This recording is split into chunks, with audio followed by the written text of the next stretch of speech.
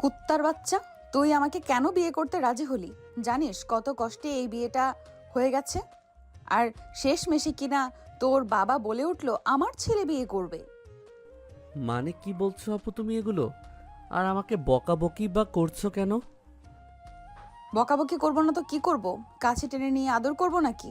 জানিস এই বিয়ে ভাঙার জন্য আমাকে কত কাঠখড় পোড়াতে হয়েছে? আর তুই কিনা সব জল ঢেলে দিলি, তোর বাবা আর তুই মিলে। আর দোষ দেব না কেন?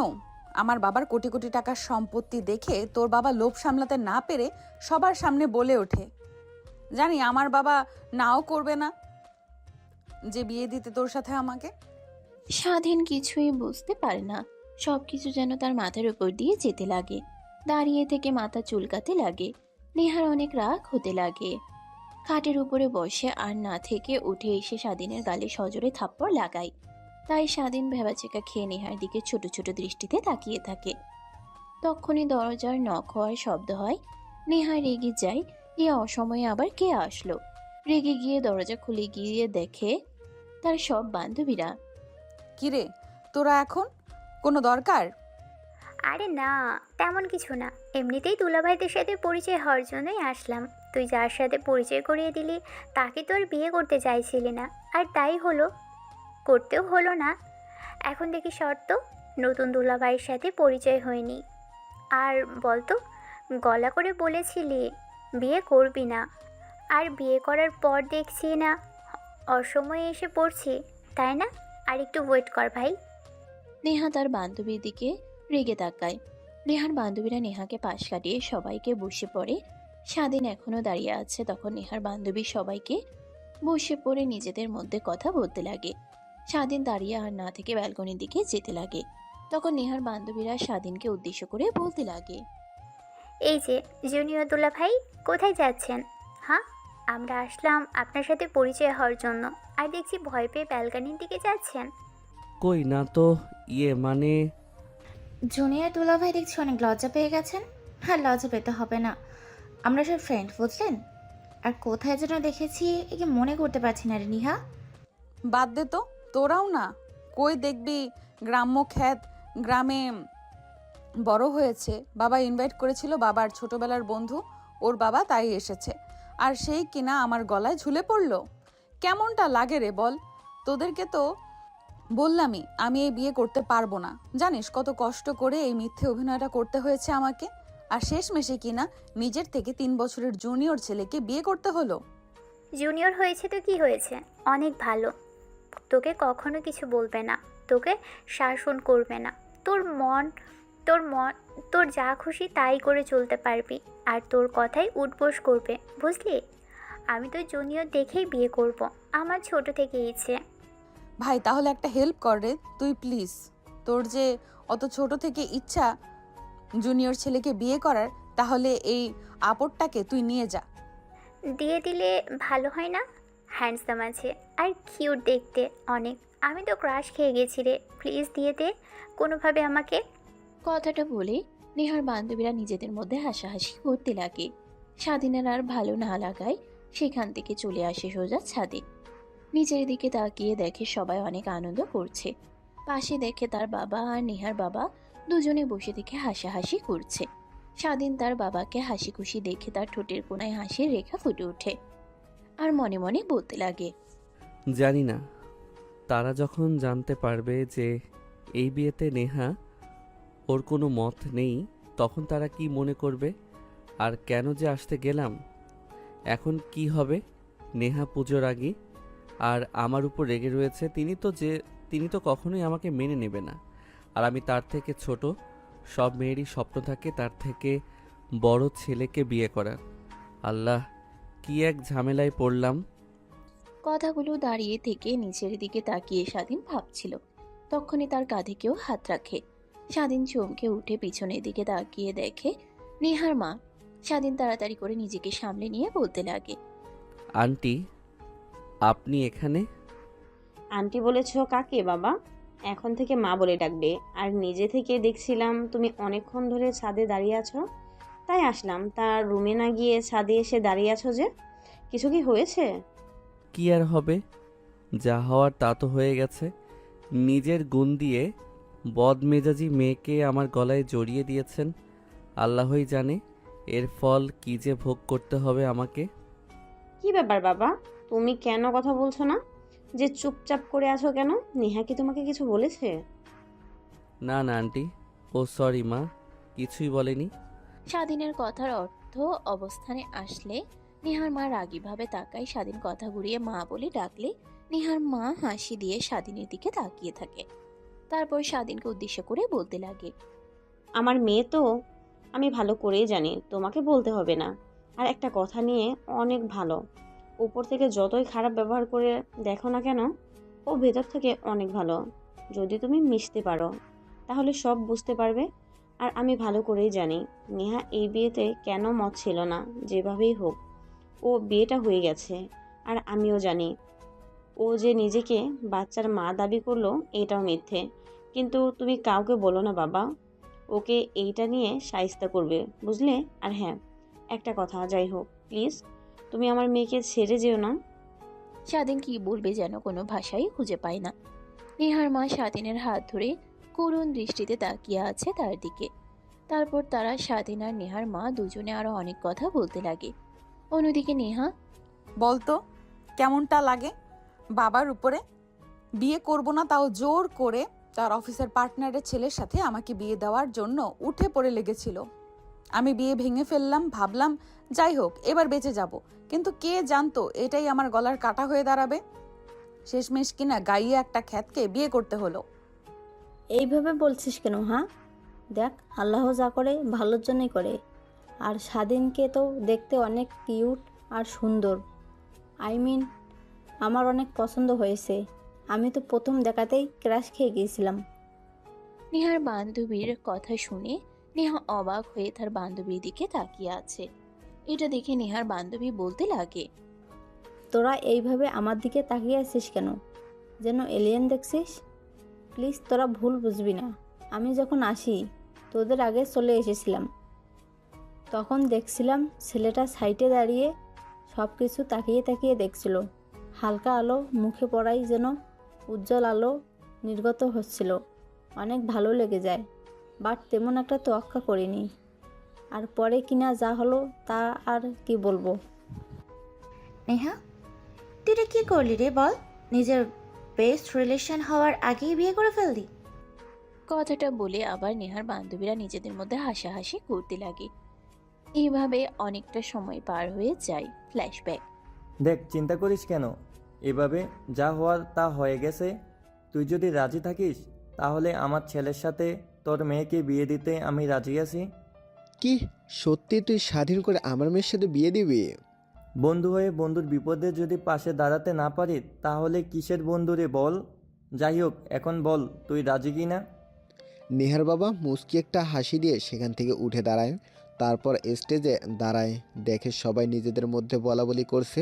বিয়েবাড়িটা যেন এক হাটের বাজারের মতো হয়ে গেছে।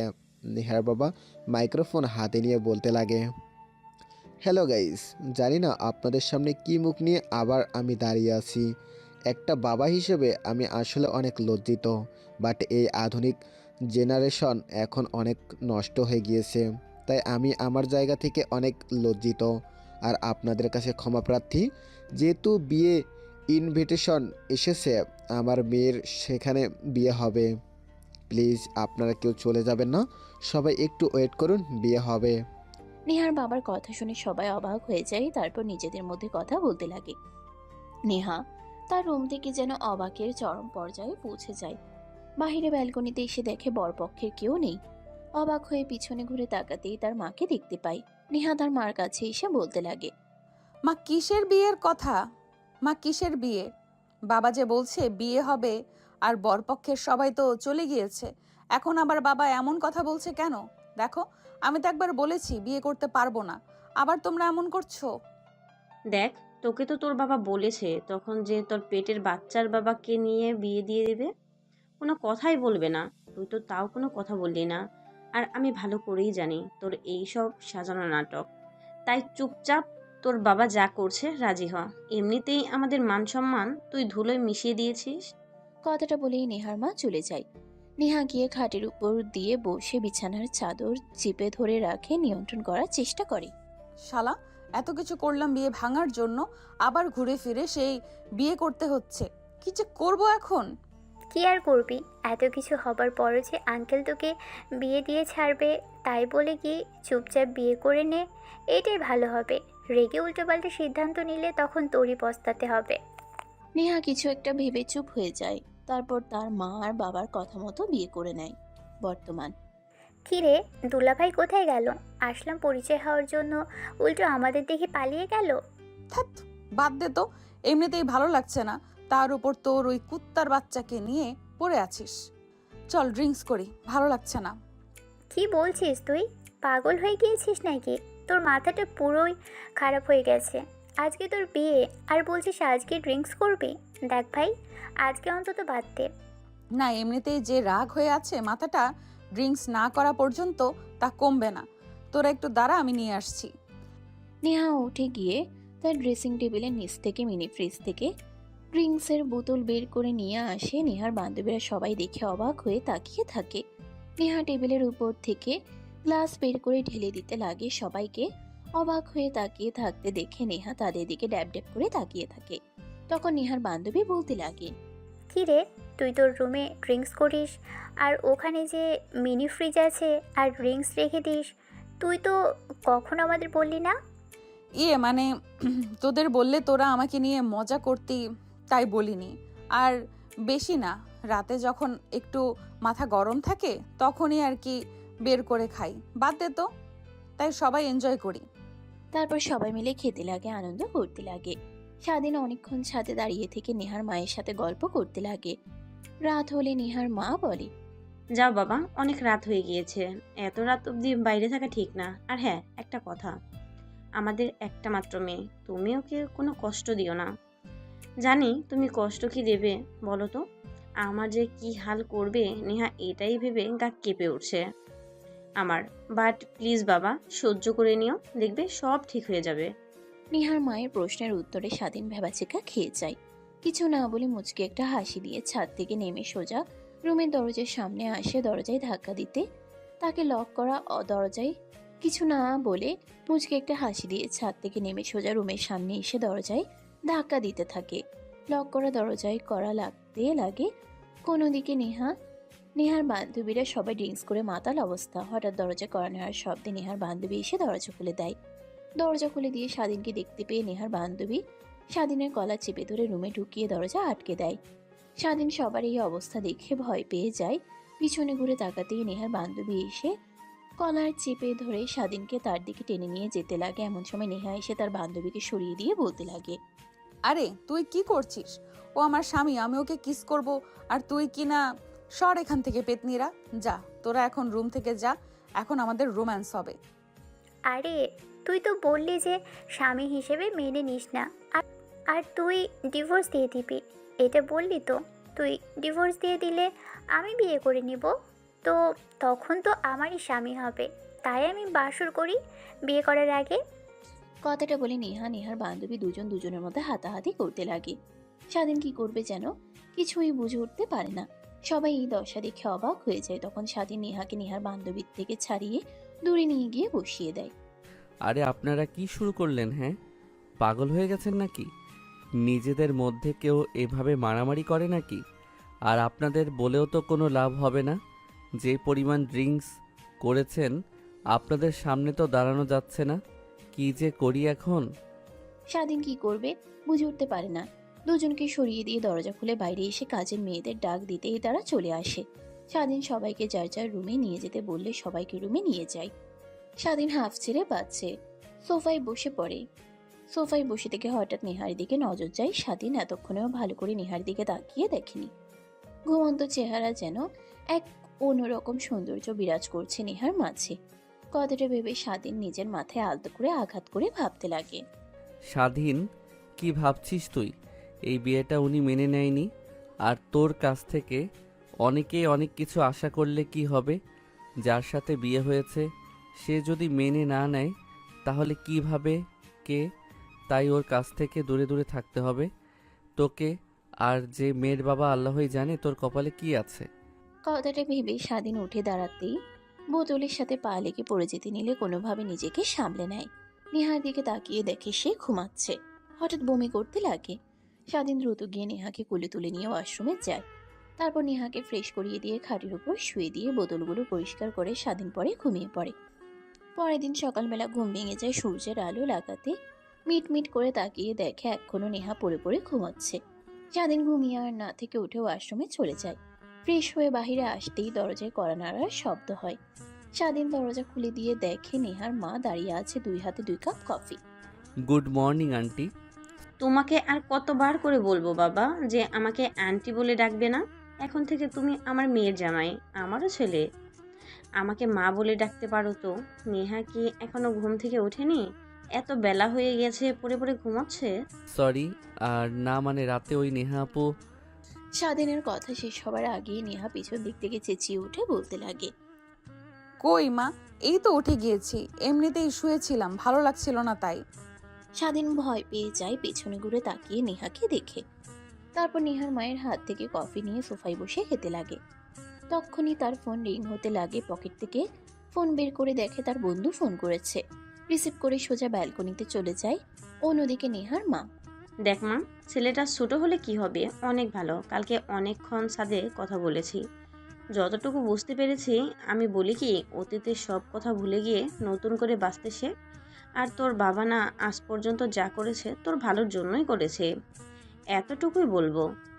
মা বাবা না জানলে কি হবে? তুমি তো আমার সম্পর্কে সব জানো, তারপরও এত জোরাজুরি করলো কেন বাবা আমাকে বিয়ে করানোর জন্য, জানো? তা যাই হোক, আর কথা বাড়াতে চাই না। বাবা যা করেছে এর জন্য তো তোকে পস্তাতে হবে, আর আমি ওকে কখনোই মেনে নেব না। এমনিতেই তো গ্রাম্যখ্যাত গরিব একটা ছেলে, আর কিনা আমার থেকে 3 বছরের জুনিয়র, ভাবতেও গা শিউরে উঠছে। জুনিয়র হয়েছে তো কি হয়েছে? হ্যাঁ, আমার আর তোর বাবার সম্পর্কে তুই তো জানিস না। তোর বাবা আমার থেকে 2 বছরের জুনিয়র। দেখলে মনে হয় না? আর তোর বাবা আগে অনেক গরিব ছিল। তোর বাবা আর স্বাধীনের বাবা দুজন অনেক ভালো বন্ধু ছিল গ্রামে। বাট তোর বাবা শহরে আসে, বিজনেস করে, ধীরে ধীরে বড় হয়ে যায়, এখন এই পজিশনে এসেছে। তাই বলি কি, গরিবদেরকে নিয়ে কখনো ফেল্লাসে করিস না মা। নেহার অনেক রাগ হতে লাগে তার মায়ের বকবক কানে কথা শুনে। তাই ওয়াশরুমে চলে যায়, গোসল করে নেয়। তখনই সাইডে স্বাধীনের টি শার্ট দেখে অবাক হয়ে যায়। কোনোভাবে গোসল করে বাইরে বের হয়ে দেখে নেহার মা রাতের ড্রিঙ্কসের বোতলগুলোর দিকে তাকিয়ে আছে। নেহা তা দেখে ভয় পেয়ে যায়। ওয়াশরুমে দরজা খোলার শব্দে নেহার মা ওইদিকে ঘুরে তাকালে নেহা ভয়ে চুপ হয়ে যায়। এসব কি? হ্যাঁ, তার মানে রাতে তুই... চুপ থাকবে তুমি? দেখো, এমনিতেই জোর করে আমাকে বিয়ে দিয়ে দিয়েছো, এখন আবার এত এত কথা বলছো? ভালো লাগছে না আমার, প্লিজ আমাকে একটু একা থাকতে দাও। আর হ্যাঁ, রাতে ড্রিঙ্কস করেছি, হয়েছে, এখন যাও তো রুম থেকে বের হয়ে। দেখ, যা করছিস মোটেও ভালো করছিস না। একটা ছেলে খারাপ দেখে তুই যে সবাইকে একইভাবে ভাববি তা কিন্তু নয়। আমি গেলাম, বাট তুই নিজের পায়ে নিজেই কুড়াল মারছিস। আজ না হয় কাল তুই হাড়ে হাড়ে টের পাবি সেটা। কথাটা বলে নেহার মা রুম থেকে চলে যায়। নেহার রাগ হতে লাগে, খাটের উপরে গিয়ে বসে থাকে আর ড্রিঙ্কসের বোতলের দিকে তাকিয়ে থাকে। রাগ হতে লাগে, বোতলগুলোর দিকে এগিয়ে গিয়ে হাত দিয়ে চাপ দিয়ে ভাঙার চেষ্টা করে। অন্যদিকে স্বাধীন ব্যালকনিতে গিয়ে ফোন রিসিভ করতে ওই পাশ থেকে তার বন্ধু বলতে লাগে, কি রে, তুই বিয়ে করলি আর আমাদের কাউকে কোনো দাওয়াতও দিলি না? ফ্রেন্ড গ্রুপে তোর আর নেহাপুর পিকটা দেখলাম, অনেকটাই অবাক হয়ে গিয়েছিলাম। পরে যখন জিসানের কাছ থেকে সবটা জানতে পারি, অনেকটাই অবাক হয়ে যায় রে। মানে, আর তুই নেহাকে চিনিস কি করে? চিনবো না কেন রে ভাই? নেহা আপুকে তো পুরো কলেজের সবাই চেনে। আমরা তো সবাই তোকে নিয়ে অনেক দুশ্চিন্তায় আছি। নেহা আপুর যে রাগী আর বদমেজাজি, তার কথাতেই কলেজের স্যার ম্যাম অবধি উঠবস করে। তোকে যে কি করবে স্বয়ং আল্লাহ পাক কি জানে রে ভাই। যাই করিস ওনার থেকে একটু দূরে দূরে থাকিস। কি, নেহা আপু আমাদের কলেজে পড়ে, বাট আমি তো কখনো তাকে দেখলাম না। তুই দেখবি কি করে রে? তুই তো সকালে কলেজে যাস আর কলেজ শেষ করে বাইরে বের হোস, আর এর মধ্যে কি আর একবারও কলেজের বাইরে আসিস যে তুই দেখবি বা জানতে পারবি তার বিষয়ে? যাই হোক, বিয়েটা করে আবার আমাদেরকে ভুলে যাস না। এখন থেকে তো নেহা আপুদের বাসাতেই তোকে থাকতে হবে মনে হয়। না রে, সেটা তো বলতে পারবো না। তারপর স্বাধীন তার বন্ধুর সঙ্গে কথা বলতে লাগে। হঠাৎ ঘরের মধ্যে থেকে কাঁচ ভাঙার শব্দ হলে স্বাধীন ফোন কেটে দিয়ে ভিতরে এসে দেখে নেহার হাত দিয়ে রক্ত পড়ছে আর সাইডে অনেকগুলো ড্রিঙ্কসের বোতল ভেঙে পড়ে আছে। স্বাধীন এসে নেহার হাত সরিয়ে ফেলে। নেহা স্বাধীনের দিকে কোনো কর্ণপাত নেই, এখনো কাচের ভাঙা বোতলগুলোর দিকে তাকিয়ে আছে। স্বাধীন নেহার হাত থেকে এক এক করে কাচের অংশগুলো বের করতে লাগে। হঠাৎ কাচ স্বাধীনের হাতে লেগে কেটে যায়, সেদিকে কোনো খেয়াল নেই। পাগল হয়ে গেছেন নাকি আপনি? হ্যাঁ, কেউ এভাবে কাজ ভেঙে হাতে ঢুকিয়ে ফেলে নাকি? তুই আমাকে বিয়ে কেন করলি রে? আর আমাকে বিয়ে করতে রাজিই বা হলি কেন? দেখেন আপু, না করার মতো কোনো পরিস্থিতি ছিল না। আর বাবার আঙ্কেলের মুখের দিকে তাকিয়ে আমি আর কিছু বলিনি। আর বিয়েটা হয়েছে কিভাবে সেটা তো আপনি ভালো করেই জানেন।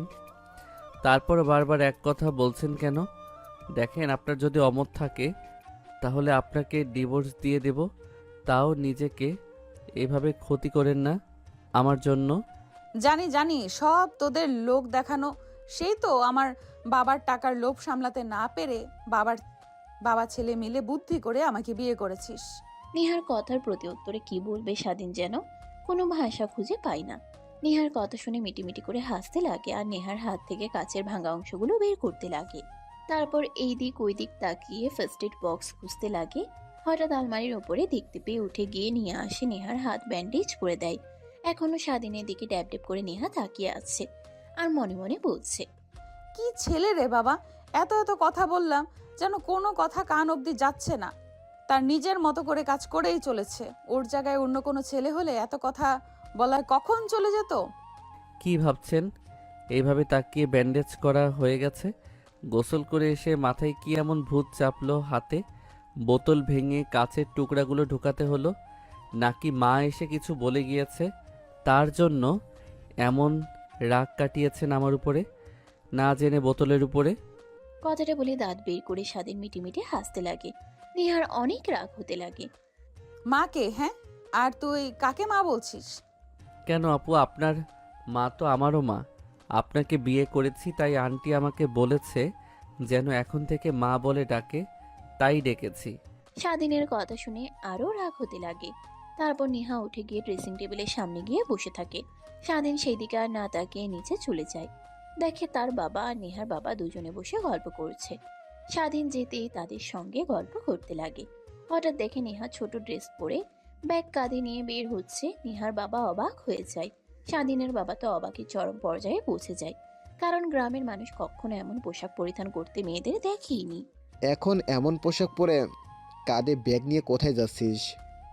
কোথায় আর যাব, কলেজে যাচ্ছি। আজ নতুন দেখছো নাকি প্রশ্ন করছো?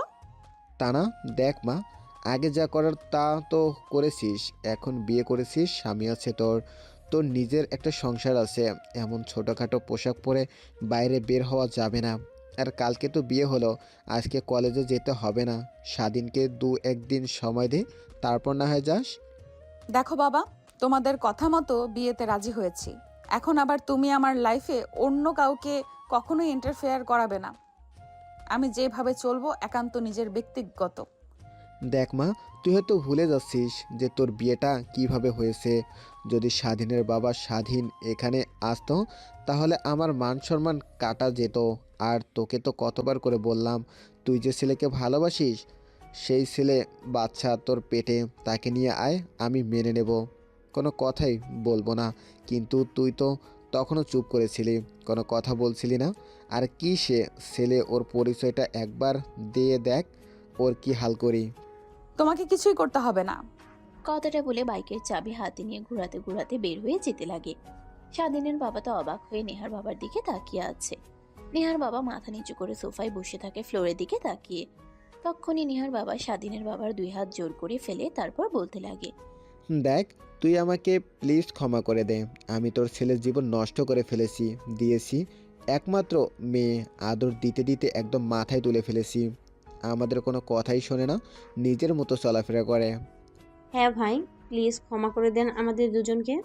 দেখেন, স্বাধীনের মতো এত ভালো একটা মেয়ের জামাই হিসেবে পাওয়া আমাদের সৌভাগ্য। কিন্তু সবার সামনে যে নেহা মিথ্যে নাটক সাজিয়েছিল তার পেটে বাচ্চা, এটা একদমই মিথ্যে কথা। ওর ডকুমেন্টগুলো সব মিথ্যে ছিল। ও বিয়ে করতে রাজি ছিল না।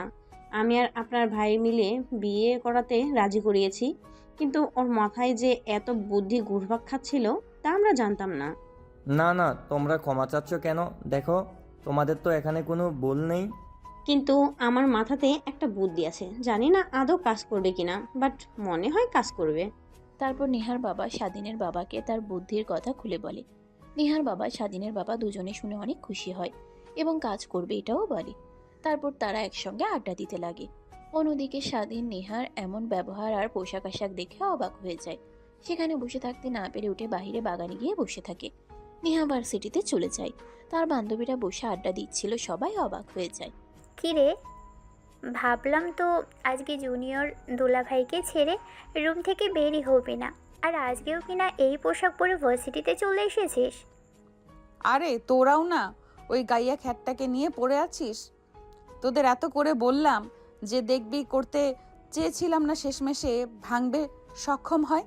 বাট কোথা থেকে যে ওই গরিবের বাচ্চাটা বের হয়ে আসলো আল্লাহ জানে। বাট একটা কথা কি হবে, অনেক কিউট হ্যান্ডসাম আছে, কিন্তু আমি তো প্রথম দেখাই ক্যাশ খেয়ে গিয়েছি। ক্রাশ খেয়ে কোনো লাভই হবে না, আমারও ক্রাশ। নেহা তার দুই বান্ধবীর এমন কথা শুনে রীতিমতো অবাকের অষ্টম পর্যায়ে পৌঁছে যায়। রাগ হতে লাগে। সেখানে আর না থেকে সোজা ক্যান্টিনে চলে যায়। তখন স্বাধীনের বন্ধু নেহাকে দেখে খানিকটা ভয় পেয়ে যায়। আপু আপনি? এমন করছিস কেন? হ্যাঁ, আগে হয়তো বা কখনো দেখিসনি, ভয় পেয়ে আছে। সর, ভালো লাগছে না। স্বাধীনের বন্ধু উঠে পড়ে নেহা বসে থাকে। স্বাধীনের বন্ধু দ্রুত ক্যান্টিন থেকে বের হয়ে স্বাধীনকে কল করে। স্বাধীন বসেছিল, এমন সময় ফোন আসায় বের করে দেখে তার বন্ধু। রিসিভ করতেই ওই পাশ থেকে স্বাধীনের বন্ধু বলতে লাগে, শালা তুই কাকে বিয়ে করছিস? হ্যাঁ, কালকে বিয়ে হয়েছে আর আজকেই ভার্সিটিতে চলে এসেছিস? আমি তো রীতিমতো ভয় পেয়ে গিয়েছিলাম। আর এইসব কি পোশাক পরে আসে যে সব ছেলেরা তাকিয়ে থাকে? দেখ, বাদ দে কথা। কালকে তো তোকে ফোনে সব বললাম যে নেহা আপু আমাকে মেনে নেয়নি, আর বিয়েটা কিভাবে হয়েছে এখনও এমন কথা বলছিস? রাখ ফোন। আর কালকে ম্যাসে চলে যাব, বাবা বাড়িতে চলে যাবে। এখানে থাকার বিন্দুমাত্র ইচ্ছা নেই, ভালো লাগে না। এত বড় বাড়ি, বাট কোথাও গিয়ে শান্তি পাই না। কথাটা বলেই স্বাধীন তার বন্ধুর সঙ্গে কথা বলতে লাগে। দেখতে দেখতে অনেকটা সময় পার হয়ে যায়। কথা বলা শেষ হলে স্বাধীন ফোন কেটে দেয়। তারপর সোজা রুমে চলে যায়। গিয়ে নেহার পড়ার টেবিলে বসে বই পড়তে লাগে। তখন হঠাৎ নজর যায় স্বাধীনের নেহার ডায়েরির দিকে। হাত দিয়ে ধরতে যাবে, তখন মনে মনে বলতে লাগে, না স্বাধীন, না না, পারমিশন নিয়ে অন্য কারো জিনিস কখনো ধরতে নেই। আর অন্য কেউ হতে যাবে কেন? উনি তো এখন আমার স্ত্রী। এখন থেকে তার পার্সোনাল সব আমার, আর আমার পার্সোনাল বিষয় সব ওনার। সো আমি পড়তেই পারি, পারমিশন নেওয়ার এখানে কিছুই নেই। কথাটা ভেবে স্বাধীন ডায়েরিটা হাতে নেয়, তারপর পড়তে লাগে। অন্যদিকে নেহা ভার্সিটিতে আর ভালো লাগে না, তাই বাসায় চলে আসে। সে তার রুমে চলে যায়। স্বাধীনকে পড়ার টেবিলে আর কিছু পড়তে দেখে এগিয়ে আসে। তার ডায়েরি হাতে দেখে অনেক রাগ হয়। স্বাধীনের কাছ থেকে ডায়েরিটা ছিনিয়ে নিয়ে স্বাধীনের কলার ধরে চেয়ার থেকে উঠিয়ে ঠাস ঠাস করে থাপ্পড় লাগিয়ে দিয়ে বলতে লাগে, কুত্তার বাচ্চা, তোকে কে পারমিশন দিয়েছে আমার ডায়েরি হাতে নিতে? আর তোকে পারমিশন নিবা দিয়েছে কে? তোদের মতো গরিব আর ছোট লোকের বাচ্চাদের কি পারমিশন দিতে হয়? সব কিছু তো তোরা নিজেদের মতো মনে করিস, সব জিনিসকে নিজেদের মতো করে তাড়াতে চাস। স্বাধীন ভয় পেয়ে যায়, থতমত খেয়ে যায়। কি করবে সে নিজেও ভেবে উঠতে পারে না। একটু পর নেহার রাগ কন্ট্রোল হলে স্বাধীনের কলার ছেড়ে দেয়। তারপর ডায়েরিটা টেবিলের উপরে রেখে ওয়াশরুমে চলে যায়।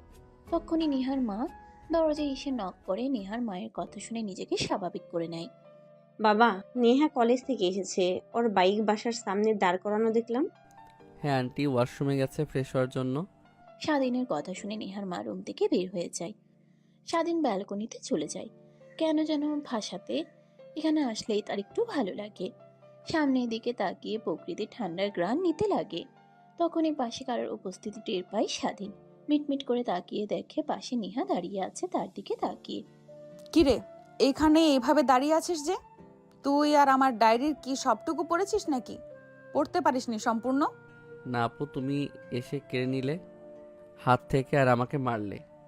কেড়ে নেব না আর মারবো না তো কি করব? হ্যাঁ, আমার রুমে থাকা কোনো জিনিস আমার মা বাবাই টাচ করতে আমার কাছ থেকে পারমিশন নেয়, আর তুই কিনা আমার ডায়েরি হাতে নিস? সরি আপু। হয়েছে, তোকে আর মিথ্যা বলতে হবে না। তা বাদ দে, যার জন্য তোর কাছে আসা, আমার এক ফ্রেন্ড উকিলকে ফোন করেছিলাম, আমাদের বিষয় নিয়ে কথা বলেছি। আমার ফ্রেন্ড বলল তার সঙ্গে দেখা করার জন্য। আর একদিন হলো, যেহেতু বিয়ে করেছি, ডিভোর্স এত সহজে হবে না। কমপক্ষে 6 মাস বা 1 বছর সংসার করতে হবে। বাট তোকে তো আমি 1 সেকেন্ডও সহ্য করতে পারছি না। 6 মাস 1 বছর কি করে, এটাই ভাবছি। নেহার কথা শুনে স্বাধীন বাঁকা একটা হাসি দেয়। নেহা স্বাধীনের হাসি দেখে আরো রাগ হতে লাগে। সেখানে আর না থেকে রুমে চলে আসে। তারপর ড্রেসিং টেবিলের সামনে দাঁড়িয়ে চুলগুলো ঠিক করে নিজেকে পরিপাটি করে রুম থেকে বের হয়। স্বাধীনের ব্যালকনি থাকতে আর ভালো না লাগায় সোজা নিচে চলে আসে। দেখে তার বাবা আর পাশে তার মা আর ছোট বোন। স্বাধীনের বোন স্বাধীনকে দেখতে পেয়ে জড়িয়ে ধরে। ভাইয়া, কেমন আছো তুমি? সেই যে কলেজে ভর্তি হওয়ার জন্য আসলে, আর তো দেখা করার জন্য গ্রামে গেলে না। যাব তো, সময় হয়ে ওঠে না, পড়াশোনা নিয়ে একটু চাপে আছি। আর তোরা আসলে কি করে, মাকেও দেখছি। আসবো নয় তো কি করব? হ্যাঁ, নতুন ভাবিকে দেখতে হবে না? বাবা কালকে ফোন করে বলল, অনেক খুশি হয়েছিলাম তাই। আর মাকে নিয়ে থাকতে পারলাম না, চলে এসেছি। তা ভাবির সঙ্গে তো এখনো দেখাই করা হয়নি। স্বাধীনের বোনের কথা শেষ না হওয়ার আগে নেহা দরজা দিয়ে ভেতরে প্রবেশ করে। স্বাধীনকে ছেড়ে দিয়ে তার বোন পিছনে ফিরে তাকাতেই নেহাকে এই অবস্থায় দেখে খানিকটা ভরকে ওঠে। স্বাধীনের দিকে বাঁকাভাবে তাকিয়ে বলে, ভাইয়া, তার মানে কি এটাই আমাদের ভাবি নাকি? স্বাধীনের মুখে কোনো কথা না বলে মাথা দিয়ে হাঁ ইশারা করে। স্বাধীনের বোন নেহার দিকে ড্যাব ড্যাব করে তাকিয়ে থাকে। নেহা অবাক হয়ে যায়। তারপর সোজা কারোর সঙ্গে কোনো কথা না বলে তার রুমে চলে যায়। স্বাধীন কি করবে বুঝে উঠতে পারে না। তার মার দিকে তাকিয়ে আছে দেখে এখনো তার দিকে করুণ দৃষ্টিতে তাকিয়ে আছে। স্বাধীন সেখানে আর দাঁড়িয়ে না থেকে সোজা চলে যায় ছাদে। বেশ কিছুক্ষণ বসে থাকে, মোবাইলে ফেসবুক স্ক্রলিং করতে লাগে। হঠাৎ নেহার আইডিয়া আসলে ঘুরে ঘুরে দেখতে লাগে। আর স্বাধীন ততই অবাক হতে লাগে, মনে মনে ভাবতে লাগে, একটা মেয়ে কতটা জঘন্য হলে এরকম ভাবে চলাফেরা করে। আমি তো ভেবেছিলাম আমার উপরে রাগ করে এই পোশাক পরিধান করেছে। এখন তো দেখছি না, না না, কখনোই আমার স্ত্রী হিসেবে মেনে নেওয়া যাবে না। যে করেই হোক, এই মেয়ের কাছ থেকে দূরে দূরে থাকতে হবে আমাকে। কথাটা মনে মনে ভাবছিল। স্বাধীন হঠাৎ পিছন দিক থেকে তার মা এসে কাঁধে হাত রাখে। স্বাধীন চমকে যায়, পিছনে ঘুরে তাকিয়ে তার মাকে দেখে বুকে থুতু দিয়ে বলে, মা, তুমি এখানে? আসার পর থেকে তো তোর সঙ্গে কোনো কথাই বলাই হয়নি, তাই রুমে গিয়েছিলাম, দেখি নেহা মামুনি একাই বসে আছে। তোর কথা জিজ্ঞাসা করলে বলে ছাদে আছে, তাই আসলাম। বাবা, তুই ভালো আছিস তো? মা, তুমি কি যে বলো না। তুমি আর বাবা যা সিদ্ধান্ত নিয়েছো আমার ভালোর জন্য নিয়েছো, আর আমি এটা ভালো করেই মানি। আর হ্যাঁ, আমি অনেক ভালো আছি। তারপর স্বাধীন তার মায়ের সঙ্গে বেশ কিছুক্ষণ কথা বলে নিচে আসে। রুমে গিয়ে দেখে নেহা তার বোনের সঙ্গে খেলা করছে। বাহিরে খোলামেলা ভাবে ঘোরাফেরা করার কথা মনে আসলে স্বাধীন তার বোনকে নেহার কাছ থেকে সরিয়ে আনে। ভাইয়া, কি হয়েছে? এমন করে নিহাপুর কাছ থেকে আমাকে উঠিয়ে নিয়ে আসলে কেন? দেখ, তুই এসেছিস তোর ভাবিকে দেখার জন্য, দেখে সোজা চলে যাবি। আর নেহা আপুর সাথে বেশি মিশবি না, উনি ভালো না। ছোটোখাটো পোশাক পরে, তখন আবার তোর ওগুলোর থেকে মন চলে যেতে পারে। এখন যা, নিচে মার সঙ্গে গিয়ে থাক। স্বাধীনের ধমক খেয়ে স্বাধীনের বোন চলে যায়। স্বাধীন তারপর রুমে আসতেই নেহা বলতে লাগে, কিরে, তোর আবার কি হলো? ভালোই তো আনন্দ করছিলাম, কেন তুই তোর বোনকে দূরে সরিয়ে নিয়ে গেলি? আমি চাই না আমার বোন আপনার মতো ছোট পোশাক পরে বাইরে ঘোরাফেরা করুক। আর আমি এও চাই না যে আপনার মতো গুন্ডি হোক। ও ছোট মানুষ, ওর এখন যদি এসবের দিকে মনোযোগ যায়, আপনার পোশাক পরা দেখে, তাহলে তাই আমি দূরে সরিয়ে নিয়ে গেছি। আর আমার বোনের কাছ থেকে দূরে দূরে থাকবেন যতদিন আছে, ঘুরে না হয় চলে যাবে ও। কথাটা বলে স্বাধীন ওয়াশরুমে চলে যায়। নেহার রাগ হতে লাগে, বিছানায় চাদর খামচে দিয়ে ধরে থাকে। আজ পর্যন্ত কেউ তার মুখের উপর পোশাক পরার জন্য তাকে কেউ এত কথা বলেনি। স্বাধীন তা বলেছে। তখনই নেহার ফোন বেজে ওঠে। হাতে নিয়ে দেখে তার বান্ধবীরা ফোন করেছে। নেহা রিসিভ করতেই ওই পাশ থেকে তার বান্ধবী বলে ওঠে, নেহা, মনে আছে তো, আজকে কিন্তু রাহুলের বার্থডে, আর আমাদের সবাইকে ইনভাইট করেছে রাতে ওকে সারপ্রাইজ দিব। ও মন খারাপ করেছে, আমাদের কারো ফোনে কল কিছুই ধরছে না। ও সারপ্রাইজ দেওয়ার জন্য সবাই ওর বাসায় যাব, মনে করে তো চলে আসি কিন্তু। ওকে, ঠিক আছে। কথাটা বলি নেহা ফোন কেটে দেয়। অন্যদিকে স্বাধীন রুম থেকে বের হয়ে নেহা উঠে গিয়ে স্বাধীনের গলার চেপে ধরে দেওয়ালের সঙ্গে লাগিয়ে বলতে লাগে, তুই আমাকে পোশাক নিয়ে কথা বলছিস? সেখানে আমার বাবা মা আমাকে কিছু বলে না, আর সেখানে কিনা তুই। কই আপু, আমি তো কিছুই বলিনি। আমি জাস্ট আমার বোনকে সতর্ক করছি যেন আপনার কাছ থেকে দূরে দূরে থাকে, আর আপনার মতো পোশাক আশাক পরিধান করা দেখে যেন ও না ইচ্ছে করে। ও ছোট মানুষ, তাই আর কি। কথাটা বলেই স্বাধীন নেহার হাত তার শার্টের কলার থেকে ছাড়িয়ে নেহাকে পাশ কাটিয়ে ব্যাগ বের করে বই বের করে পড়তে লাগে। সেভাবে অনেকটা সময় পার হয়ে যায়। নেহা খাটের উপর বসে থেকে মোবাইল দেখছিল, মাঝে মাঝে স্বাধীনের দিকে তাকিয়ে দেখতে লাগে আর নিজের অজান্তেই ভাবতে লাগে। স্বাধীনের দিকে তাকিয়ে কথাগুলো ভাবতে লাগে। কি ছেলে রে বাবা, যখন কিনা ওর মতো ছেলেরা লেখাপড়ায় অমনোযোগী, সারাক্ষণ গার্লফ্রেন্ড আর ফোন নিয়ে পড়ে থাকে, আর সেইখানে কিনা ও ঘন্টার পর ঘন্টা বই পড়েই চলেছে। স্বাধীনের পড়া শেষ হলে উঠে নিচে চলে যায়। তারপর তার মা বাবার সঙ্গে কথা বলতে লাগে। এমন সময় নেহা রেডি হয়ে বের হয়। স্বাধীনের বোন নেহাকে বের হয়ে যেতে দেখে জেদ করতে লাগে ঘুরতে যাওয়ার জন্য। স্বাধীন রাগীভাবে তাকিয়ে থাকে, বাট সেদিকে কোনো কর্ণপাতই দেয় না। নেহা, ও যেহেতু এত জোরাজুরি করছে, তাহলে নিয়ে যা। মেয়েটা কখনো শহরে আসেনি, গ্রাম থেকে বড় হয়েছে, একটু ঘুরবে তোর সাথে। কিন্তু বাবা, আমি তো আমার বন্ধুর পার্টিতে যাচ্ছি, রাতে আসতে অনেক লেট হতে পারে, আর স্বাধীন তো। লেট না হয় নিয়ে যা, সমস্যা নেই। নেহা মাথা দিয়ে হাত ইশারা করে। স্বাধীনের বোন রুমে চলে যায়। একটু বোন নতুন জামা পরে আসে। নেহা স্বাধীনের বোনকে নিয়ে বাইকে উঠতে যাবে, তখন উপরের দিকে তাকিয়ে দেখে স্বাধীন ব্যালকনিতে দাঁড়িয়ে আছে তাদের দিকে তাকিয়ে। আচ্ছা চলো, আজকে বাইক নিয়ে না গাড়ি নিয়ে যাই। হ্যাঁ আপু, তুমি যেটা ভালো মনে করো, বাট আমি অনেক খুশি। বান্ধবীদের কাছ থেকে শুনেছি ঢাকার নাকি অনেক সুন্দর, আর আজকে দেখতে পারবো ঘুরে। কথাটা বলে স্বাধীনের বোন খুশি হয়ে গাড়িতে উঠে বসে। নেহা গাড়িতে উঠে ড্রাইভিং করতে লাগে। নেহা আর স্বাধীনের বোন চলে গেলে স্বাধীন তার রুমে চলে আসে। তারপর নেহার মা বাবা তাদের পরিকল্পনার কথা স্বাধীনকে বলে। স্বাধীন কি বলবে যেন ভাষা হারিয়ে ফেলে, মাথা দিয়ে শুধু হ্যাঁ ইশারা করে। তুমি শুধু অভিনয় করবে, আর আমি জানি ও যে মেয়ে। যখন দেখবে টাকা পয়সা সব ওর হাতছাড়া হয়ে গিয়েছে, তখন দেখবে এমনিতেই সব ঠিক হয়ে গিয়েছে, আর এত ঘোরাফেরা করতে পারবে না। যখন তখন এমনিতেই সব ঠিক করে নেবে। হ্যাঁ, আমিও তাই বলি। তাই কর, দেখবি নেহা তখন এমনিতেই ঠিক হয়ে যাবে। তারপর তারা কথা বলতে লাগে। স্বাধীনের অনেক চিন্তা হতে লাগে তার বোনকে নিয়ে, কারণ নেহা যে মানুষ, ড্রিঙ্কস করে কোথায় কিভাবে পড়ে থাকে সে নিজেও জানে না। দেখতে দেখতে অনেকটা রাত হয়ে যায়। গাড়ির শব্দ হয়। দরজার দিকে তাকাতেই দেখে তার বোন আর নেহা হাসতে হাসতে আসছে। স্বাধীনের বোনের হাতে অনেকগুলো ব্যাগ। তারপর নেহা স্বাধীনের বোন দুজনে বসে গল্প করতে লাগে। হয়তো রাত হয়ে গেলে খাওয়া দাওয়া করে যে যার রুমে চলে যায়। স্বাধীন রুমে গিয়ে সোজা পড়ার টেবিলে বসে বই বের করে পড়তে লাগে। এমন সময় নেহা বলতে লাগে, তোর কি কোনো কাজ নেই? হ্যাঁ, খেয়ে সারাক্ষণ শুধু বই বের করে পড়াই দেখি। তোর ফোন নেই? চাইলে তো ফোনে বন্ধুদের সাথে কথা বলতে পারিস। আছে তো, বাট আমার সব বন্ধুরা রিলেশন করে, ওরা সারাক্ষণ ওদের গার্লফ্রেন্ডকে সময় দেয়, কথা বলে, তাই আমিও আর ওদের বিরক্ত করি না। আর এছাড়াও কথা বলতে তেমন ভালো লাগে না, বই পড়তেই অনেক ভালো লাগে। হ্যাঁ, এর জন্যই হয়তো বা 1 বছর হলো আমাদের কলেজে পড়ছিস, বাট তোকে কখনো চোখের সামনেই পড়েনি আমার। মানে? এত মানে মানে করছিস কেন?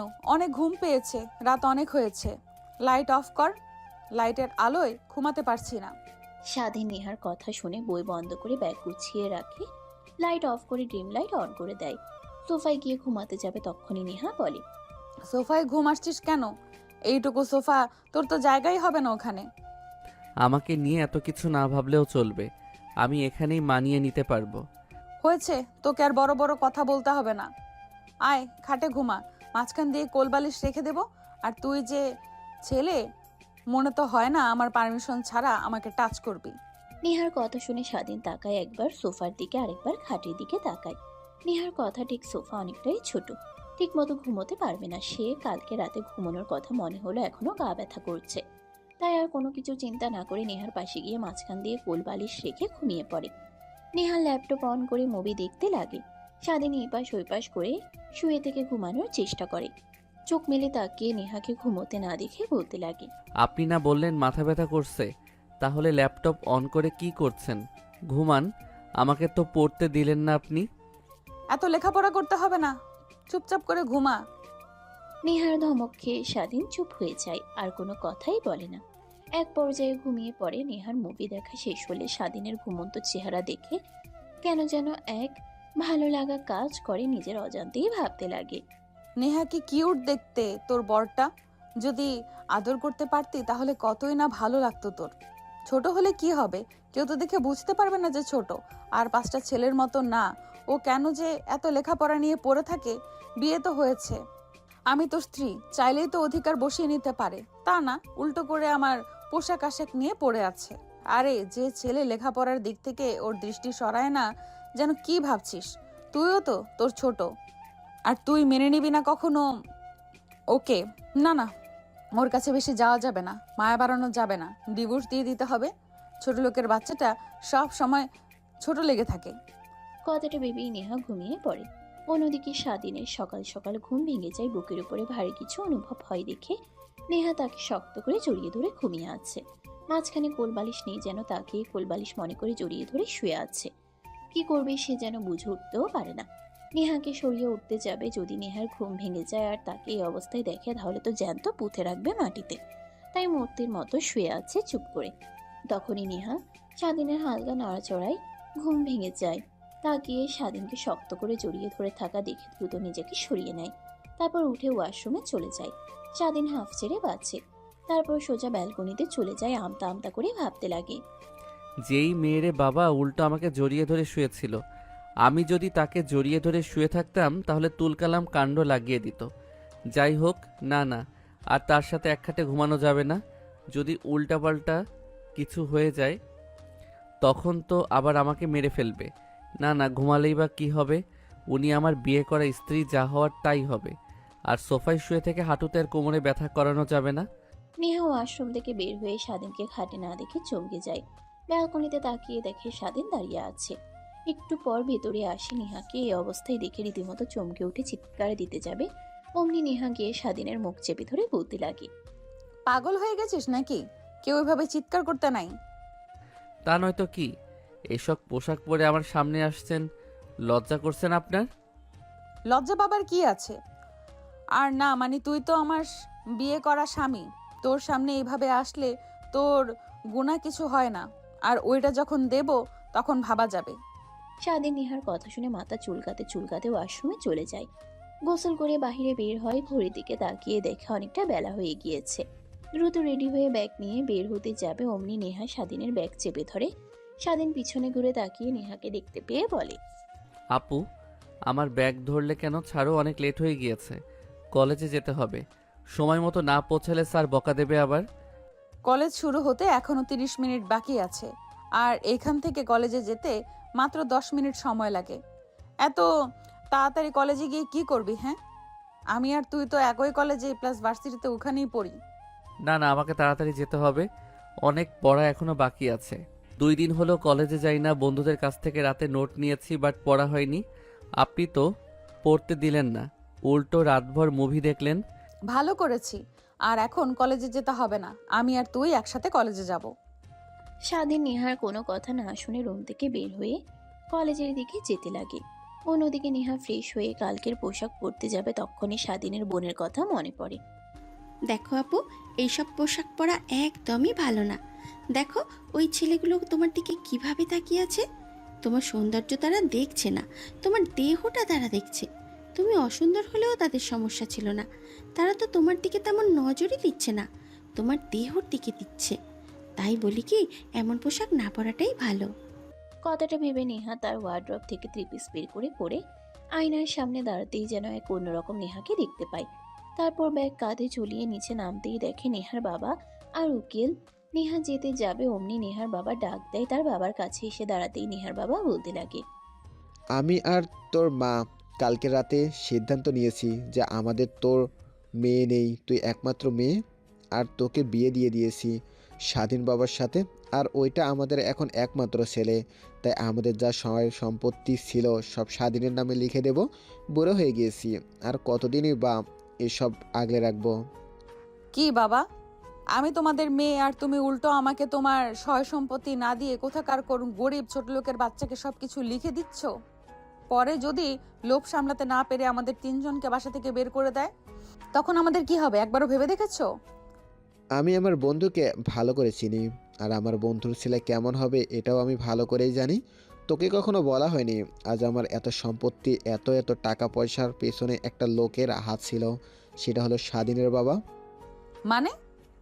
দেখ, আমরাও ছিলাম অনেক গরিব। তুই হবার আগে আমি আর স্বাধীনের বাবা দুজনে গ্রামে কৃষি কাজ করতাম। আমাদের জমি ছিল খুব কম। স্বাধীনের বাবার থেকে স্বাধীনের বাবা আমাকে ওর জমি চাষ করতে দিত, বিনিময়ে কিছুই নেয়নি। তারপরও আমি নেশায় আসক্ত হই, অনেক টাকা নষ্ট করি, জমা জমি সব নষ্ট করে ফেলি। কি করব কিছুই বুঝে উঠতে পারিনি। পরে স্বাধীনের বাবা তার নিজের জমি বিক্রি করে দিয়ে আমাকে টাকা দিয়ে ঢাকায় পাঠিয়ে দেয় কাজ করার জন্য। তারপরে একটা দোকান কিনে ওইখানে বিজনেস শুরু করি। ওখান থেকে আজ এত দূরে এসেছি। তাহলে তুই বল, এসব সম্পত্তি হওয়ার পিছনে কার অবদান বেশি? আর আমাদের যদি বের করেও দেয় স্বাধীন, তাহলে আমার মনে কোনো কষ্টই থাকবে না, কারণ এইসব কিছু ওর নিজের। নেহা কি বলবে যেন কোনো ভাষাই খুঁজে পায় না। নেহার বাবা এক এক করে সব দলিলগুলোতে সাইন করে দেয়। নেহা রেগে রুম থেকে বের হয়ে যায়, গাড়ি নিয়ে ভার্সিটিতে চলে যায়। তারপর পার্কিং লটে গাড়ি রেখে স্বাধীনের ক্লাসরুম খুঁজতে লাগে। খুঁজতে খুঁজতে পেয়ে যায় নেহা সোজা ক্লাসরুমে ঢুকে স্বাধীনের কলার চেপে ধরে বাইরে বের করে পুরো কলেজের স্টুডেন্ট খুঁজতে খুঁজতে পেয়ে যায়। নেহা সোজা ক্লাসরুমে ঢুকে স্বাধীনের কলার চেপে ধরে বাইরে বের করে পুরো কলেজের স্টুডেন্ট সঙ্গে ম্যাম দেখে অবাক হয়ে যায়। নেহাকে কলেজের ম্যাম, প্রিন্সিপাল স্যার সবাই অনেক ভয় পায়। ম্যাম যেন কিছুই বলে না। নেহা হাত থেকে স্বাধীন ছাড়া পাবার চেষ্টা করে। আরে আপু কি করছেন, প্লিজ ছেড়ে দেন। পুরো কলেজের স্টুডেন্টরা আমাদের দিকে তাকিয়ে আছে, এইভাবে ম্যামের ক্লাসের মধ্যে থেকে আমাকে উঠে নিয়ে আসলেন। ম্যাম কি মনে করবে আমাকে নিয়ে? যা মনে করার করুক গিয়ে, আমার তাতে কি? আজ তোর একদিন কি আমার যে কয়দিন লাগে। দেখো আপু, আমি যদি ভুল কিছু করে থাকি তাহলে প্লিজ বাসায় গিয়ে আমাকে মেরো। এই কলেজের সবার সামনে আমাকে এভাবে অপমান করো না। নেহা বাঁকা একটা হাসি দেয়, তারপর স্বাধীনের কলার ধরে টানতে টানতে ফাঁকা রুমে নিয়ে গিয়ে দরজাটা আটকিয়ে দেয়। নেহার বান্ধবীরা গাছের নিচ থেকে দেখে দৌড়ে আসে, দরজা নক করতে লাগে। সব স্টুডেন্টরা এদিকে আসলে নেহার বান্ধবীরা সবাই যে যার ক্লাসরুমে যেতে লাগে। পুরো পরিবেশটা থমথমে বিরাজ করে। জানোয়ারের বাচ্চা, তোকে তো অনেক ভালো ভেবেছিলাম, আর তুই কি না আমার মা বাবার ব্রেন ওয়াশ করে তাদের আওতায় নিয়ে এসে সব সয় সম্পত্তি নিজের নামে করে নিচ্ছিস। মানে? এখন আবার মানে মানে করা হচ্ছে, তাই না? যেন কোনো কিছুই বুঝতে পারছিস না, কচি খোকা একটা। কি? কথাটা বলে নেহা স্বাধীনকে ঠাস ঠাস করে থাপ্পড় মারতে লাগে। স্বাধীন চুপ হয়ে যায়, অনেক রাগ হতে লাগে, কিন্তু কিছুই বলে না। এক পর্যায়ে নেহাকে তার কাছ থেকে ধাক্কা দিয়ে দূরে সরিয়ে দিয়ে বলতে লাগে, কি করবে হ্যাঁ আমার নাম? কি করবে হ্যাঁ আমার নামে লিখে না দিয়ে আপনার মতো মাদকাসক্ত আর গুন্ডি মেয়েকে আঙ্কেল তার সহায় সম্পত্তি সব লিখে দিবে। দেখা যাবে যে পরে আপনি সব কিছু বিক্রি করে দিয়ে রাস্তায় নামিয়ে দিয়েছেন তাদের। কি? তা নয়তো কি, আপনার নিজের মা বাবা ভাই আপনাকে বিশ্বাস করে না? কথাটা বলে স্বাধীন নেহার হাত ঝামটা দিয়ে সরিয়ে দিয়ে ক্লাসরুম থেকে বের হয়ে যায়। তারপর সোজা তার রুমে গিয়ে ক্লাস করতে লাগে। প্রত্যেকটা স্টুডেন্ট স্বাধীনের দিকে অবাক হয়ে তাকিয়ে থাকে। স্বাধীনের সেই দিকে কোনো ভ্রুক্ষেপ নেই, মনোযোগ দিয়ে ক্লাস করতে লাগে। অন্যদিকে নেহার বান্ধবীরা স্বাধীনের রুম থেকে বের হয়ে যেতে দেখে ভিতরে ঢুকে দেখে নেহা সাইডে দাঁড়িয়ে আছে মূর্তির মতো। নেহার বান্ধবী এগিয়ে এসে নেহার গায়ে হাত রেখে বলতে লাগে, কি রে, এখন দেখছি জুনিয়র জামাইকে ছাড়া 1 মিনিটও চলে না। কলেজে এসে সোজা ক্লাসরুম থেকে বের হয়ে ফাঁকা রুমে নিয়ে এসে রোম্যান্স করলে বুঝি? আমাদের কপাল, আমরা না হয় বিয়ে করি জুনিয়র কাউকে দেখে। নেহার অনেক রাগ হতে লাগে স্বাধীনের কথা আর তার বান্ধবীদের বলা কথা শুনে। রেগে রুম থেকে বের হয়ে যায়, গাড়ি নিয়ে সোজা নদীর পাড়ে গিয়ে দাঁড় করিয়ে গাড়ির উপরে বসে থেকে পানির দিকে তাকিয়ে থেকে ভাবতে লাগে, তাহলে কি আমি এতটাই জঘন্য যে আমার মা বাবাই আমাকে বিশ্বাস করে না? তাহলে কি আমি এতটাই খারাপ যে আমার মা বাবা আমাকে নিয়ে তারা খারাপ ভাবনা ভাবে? এইসবই ভাবতে লাগে আর নিজেকে পরিবর্তন করার চিন্তা করতে লাগে। 4 মাস পর। তোমাকে বললাম না যে আমার মতো করে কাজ করে দেখো? ঠিক তাই হলো। নেহা এখন আর আগের মতো নেই, যেন পুরোটাই চেঞ্জ হয়ে গিয়েছে। আর 5টা মেয়ের মতো সাধারণভাবে জীবনযাপন করা শুরু করেছে। সব স্বাধীন আর আমার বুদ্ধি। মানে? তারপর নিহার মা তাদের প্ল্যানের কথা বলে। নিহা বাঁকা একটা হাসি দেয়, স্বাধীনের দিকে তাকায় রাগী ভাবে, হাত দিয়ে স্বাধীনের হাতে খামচি দেয়। স্বাধীন আহ বলে উঠলে সবাই সেদিকে তাকায়। কি হয়েছে বাবা, এমন করে উঠলে কেন? না মানে মা, হাতে কাটা বেঁধে গিয়েছে তাই। কি বলো, কাটা আসতে যাবে কই থেকে? খাবার তো খাচ্ছ মাংস দিয়ে। নিহার মায়ের কথা শুনে নিহার বাবা নেহা দুজনেই বিষমকিয়ে ওঠে। স্বাধীন ভেবাচিকা খেয়ে যায়। একটা মিথ্যা লুকানোর জন্য বড় মিথ্যার মাথায় নিতে হলো। তখনই নেহা দৌড়ে চলে যায়, বমি করতে লাগে। স্বাধীন খাবার রেখে নিহার কাছে যায়। নিহার অবস্থা দেখে অনেক চিন্তা হতে লাগে। নিহার মা কাছে এসে দেখে মেয়ের ওই অবস্থা, ভালো লাগতে লাগে, আবার চিন্তাও করতে লাগে। একটু পর নেহা স্বাভাবিক হলে হাসপাতালে নিয়ে যায়। পরীক্ষা নিরীক্ষা করে ডাক্তার হাসি মুখে রিপোর্ট নিয়ে আসে। নেহার মা বুঝতে পেরে অনেক খুশি হয়। কংগ্রাচুলেশন মিস্টার, আপনি বাবা হতে চলেছেন। আর আপনাকে দেখে এত চিন্তিত মনে হয়েছিল, না জানি আপনার বইয়ের কি এমন ভয়ঙ্কর রোগ হয়েছে যে। কি? হ্যাঁ, এই নিন রিপোর্ট, আমি আসছি। এতটুকুতেই এত নার্ভাস হতে নাই, বুঝলেন? কথাটা বলেই স্বাধীন থেকে ডাক্তার চলে যায়। নেহার বাড়ি গিয়ে এসে নেহার কপালে চুমু দিয়ে কেবিন থেকে বের হয়ে যায়। স্বাধীন নেহার পাশে চেয়ারে বসে নেহার হাত শক্ত করে জড়িয়ে ধরে কিস করে দুজনেই কান্না করে দেয়। তখনই হুড়মুড়িয়ে ভিতরে আসে নেহার সব বান্ধবীরা। স্বাধীন দ্রুতই নেহার হাত ছেড়ে দিয়ে দাঁড়িয়ে পড়ে। পাশ থেকে নেহার বান্ধবীরা বলতে লাগে, না না দুলাভাই, কন্টিনিউ শুরু করেন। আর এই তোরা চল, ভুল সময় চলে এসেছি। আরে না, ভুল সময়ে না, ঠিক সময়ে চলে এসেছিস। আয় তোরা বস। কি রে, কি স্বভাব, পেটে বাচ্চা নিয়ে এসেছিস আর আমরা কিছু বললেই বলতি ওরে মেনে নিবি না? তলে তলে টেম্পু চালাও আর আমরা বললেই হরতাল, তাই না? থাক তোরাও না, কি যে বলিস না, বিয়ে করেছি আর স্বামীকে ছেড়ে দূরে থাকবো। নেহার কথা শুনে নেহার বান্ধবীরা হাহা করে হাসতে লাগে। হাই, কি কপাল আমাদের। দেখ, নেহার পেটে বেবি, আর এখন পর্যন্ত আমরা বিয়েই করতে পারলাম না। আমাদের বিয়ে হতে হতে দেখা যাবে, তখন নেহার ছেলে মেয়ে বিয়ে করতে উঠে পড়ে লাগবে। কথাটা বলেই নেহার বান্ধবীরা হাসতে লাগে। সেভাবে আরো অনেকটা সময় পার হয়ে গেলে নেহা উইশ করে তারা চলে যায়। স্বাধীন কেবিনের দরজা লাগিয়ে দিয়ে নেহার পাশে বসে হাত ধরে চুম্বন করতে লাগে। নেহা কান্না করে দিয়ে বলতে লাগে, প্লিজ এইভাবে মৃত্যুর আগ পর্যন্ত শক্ত করে হাত ধরে রেখো, কখনো ছেড়ে দিও না। ছেড়ে দেবো কেন? আমি তো আমার সিনিয়র রাগী বদমেজাজি বউকে অনেক ভালোবাসি।